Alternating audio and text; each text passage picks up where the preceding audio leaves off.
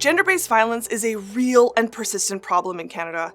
In fact, it is one of the only crimes in Canada where rates are actually going up. We all have an opportunity to change that reality by doing true violence prevention in schools. Let's lay some groundwork on the reality of gender-based violence in Canada. 1 in 3 girls or women will experience sexual violence inside or outside of an intimate relationship. 1 in 6 boys or men have experienced sexual assault or sexual abuse. Before the age of 12, all children of all genders live equally at risk. If you're assigned male at birth and you live your whole life as a man, and you reach puberty age and you've never been sexually assaulted, then the chances of you ever being assaulted plummet dramatically. And so, what we know to be true is that while women are at risk of sexual violence throughout their lives, men and boys are much more likely to experience sexual violence during childhood. 1 in 2 trans people will experience sexual violence.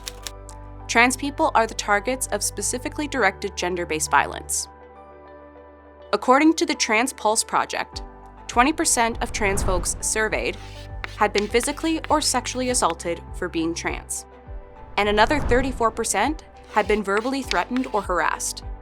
It is important to remember that data on trans and/or non-binary people remains under-researched and underreported, and that these statistics may not fully represent the lived realities of this group. In addition, when we look at young people in Canada, 70% of trans youth in Canada have experienced sexual harassment. In addition, bisexual women are twice as likely to experience sexual violence in their lives than heterosexual women. Girls and women with disabilities are 4 times more likely than girls and women without disabilities to experience gender-based violence. And Indigenous women are 3 times more likely than other women to experience all forms of violence.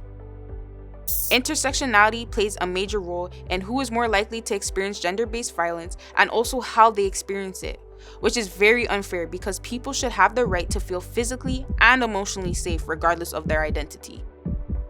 We live in a country in which less than 10% of sexual assaults are ever reported to police.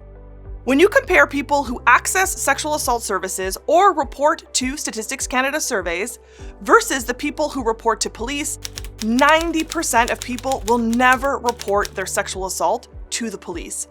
There's a lot of reasons for that, including fear of reprisal, fear of not being believed, being ashamed, and being humiliated. But another huge factor is the fact that 80 to 95% of people who are sexually assaulted are assaulted by someone that they know.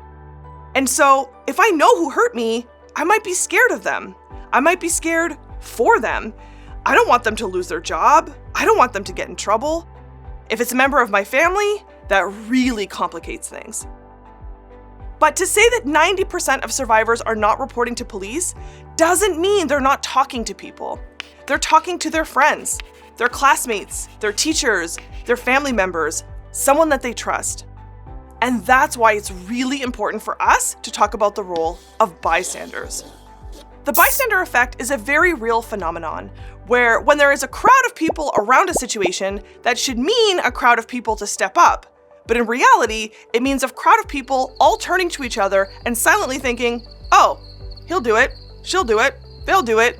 And so then nothing gets done. We're all just assuming it's someone else's job to act. The best way to break the bystander effect? Training. Thankfully, we have plenty of accessible resources that will give you the tangible skills you need to intervene effectively. As a bystander, you can play a pivotal role. You might be known to the victim or a complete stranger, but regardless, as a bystander, you can do something.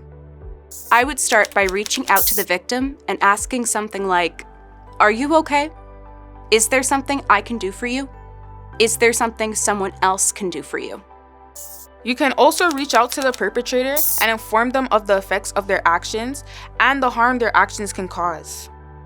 It can be scary to stand up, and if you're not safe to do something in the moment, you can still do something after. Raising awareness is not the same thing as creating social change. Just bombarding people, especially youth, with statistics doesn't give them the tools to change things. In fact, it can just bum them out and so they tune out.